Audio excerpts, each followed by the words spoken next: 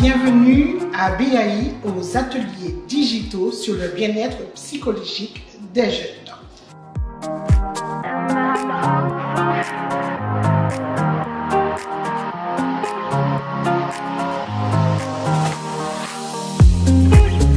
Nous allons donc aborder un sujet que beaucoup de parents se rendent compte dès leur arrivée.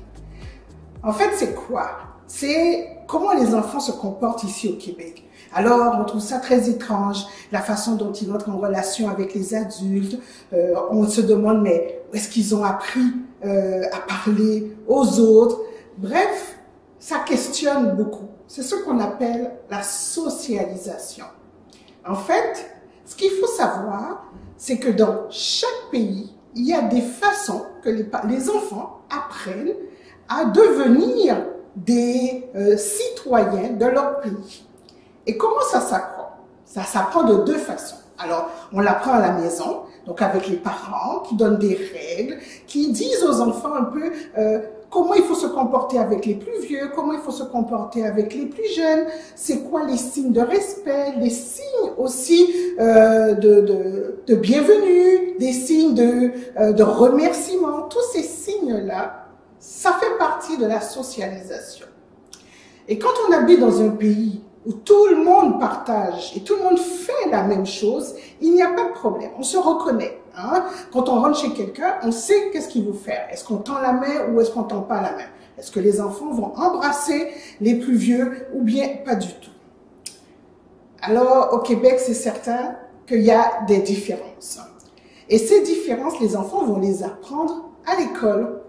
Alors, pour nos petits-enfants qui ont des parents qui viennent d'ailleurs, mais qui, eux, habitent au Québec, alors ce qui se passe, c'est qu'à la maison, ils apprennent une façon de se comporter avec les adultes, donc d'abord avec leurs parents, et à l'école et à l'extérieur, ils apprennent une autre façon de faire. Pour illustrer cette question de socialisation qui peut poser certains défis, on va parler de l'autonomie.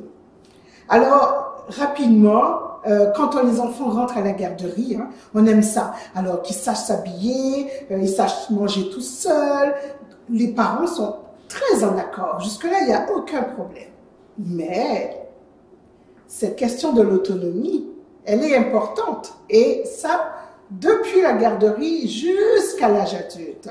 Parce que quand les enfants vont rentrer à l'école, on va leur apprendre à s'exprimer par eux-mêmes. On va leur apprendre à donner leur opinion. Et souvent, on va se dire, mais comment ça il me parle de cette façon? Pourquoi il me questionne? Pourquoi il ne répond pas à ce que je lui demande? Pourquoi il faut que je m'explique?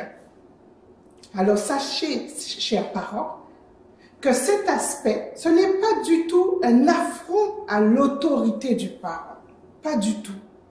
Mais c'est une capacité à développer sa propre pensée critique, c'est une capacité à s'affirmer et ça passe par le développement de l'autonomie de la personne. L'enfant va tout de suite se rendre compte que, oui, j'ai mon parent et moi j'existe. Rappelons-nous, hein, le module précédent, nous parlions du droit de l'enfant. Et là, à travers l'autonomie, c'est une application. C'est comment ça s'exerce dans le quotidien. Et c'est à travers l'autonomie. C'est à travers l'autorisation qu'on donne aux enfants de pouvoir s'exprimer. Bien sûr, dans le respect. Bien sûr, avec une certaine, je dirais, politesse, hein, un respect de tous et chacun.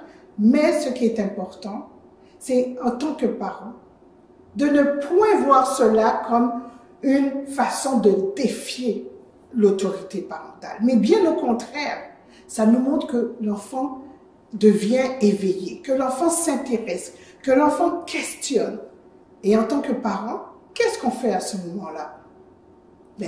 On soutient justement cette faculté, cette façon qui se passe là de l'enfant à réfléchir par lui-même.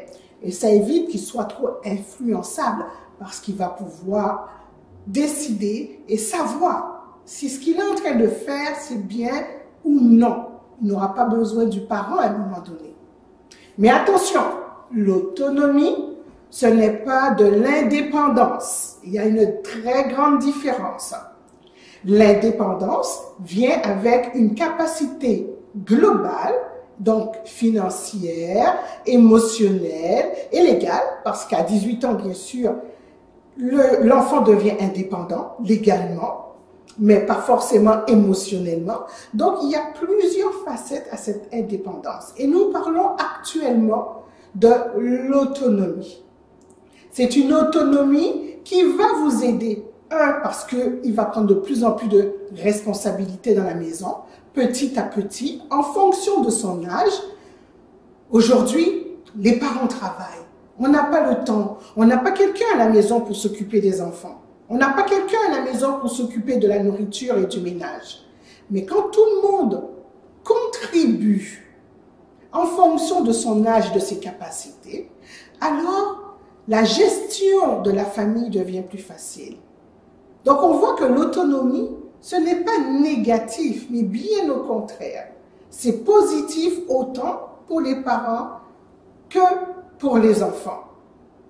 Et je vous dirais même que cette autonomie est essentielle et fondamentale si on revient à la question de la réussite des enfants. On n'oublie pas que tout le parcours que vous avez fait, c'est pour que vos enfants réussissent. Quand ils arrivent à l'âge adulte, ou même au cégep, à l'université, au travail, l'une des valeurs profondes, c'est la capacité du jeune à pouvoir prendre des décisions rapidement sans attendre l'autorisation d'une quelconque personne. Et ça, c'est ce qu'on appelle l'autonomie. Et cette autonomie s'apprend depuis le jeune âge en attribuant certaines responsabilités aux enfants. J'entends certains parents me dire oui, mais ils n'ont pas de devoir, ces enfants. Hein, ils ont beaucoup d'autonomie, on les laisse faire tout ce qu'ils veulent. Non, non, non, non, non, non. Qui dit autonomie vient avec un autre mot qui n'est pas celui de devoir, mais celui de responsabilité. Alors, quand on donne à un jeune la possibilité de faire un choix, d'être autonome dans sa prise de décision. Par exemple, tu sors, tu vas voir ton ami, tu as dit que tu revenais, ok, mais qu'il fait autre chose. Qui est responsable? C'est le jeune. Oui, en tant que parent, vous allez appliquer une conséquence pour que le jeune puisse sentir sa part de responsabilité. Et c'est très important parce que quand vous irez voir l'école et que le jeune a commis quelque chose, peut-être qu'il y a une altercation avec un autre, peut-être qu'il y a un manquement, mais l'important en tant que parent, c'est d'amener votre enfant à assumer sa part de responsabilité. Parce que l'autonomie vient avec cela. Mais si on couvre toujours l'enfant et on se dit non, il est trop jeune et que le parent prend toute la responsabilité des gestes et des faits de son enfant parce qu'il n'a pas 18 ans, on ne le rend pas responsable. Et c'est très important de voir cette nuance entre la responsabilité et l'indépendance. Ceci évitera bien sûr une confusion dans vos rôles et surtout, même s'il a des responsabilités, votre devoir en tant que parent demeure d'appliquer des conséquences en cas de manquement, s'il fait quelque chose. Mais quand c'est bien, quand il assume pleinement ses responsabilités, on doit aussi féliciter. Quand il assume pleinement ses obligations, on doit le féliciter. Parce que c'est des petites félicitations dans des petits gestes qui amènent un enfant à se sentir en sécurité et bien.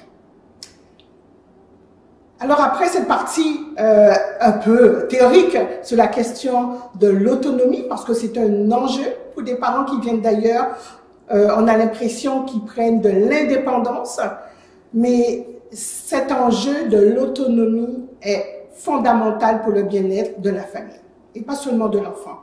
Et pour voir un peu, pour l'application des notions que nous venons de voir ensemble, je vous invite à compléter le quiz que vous voyez s'afficher en dessous. Alors, bon quiz!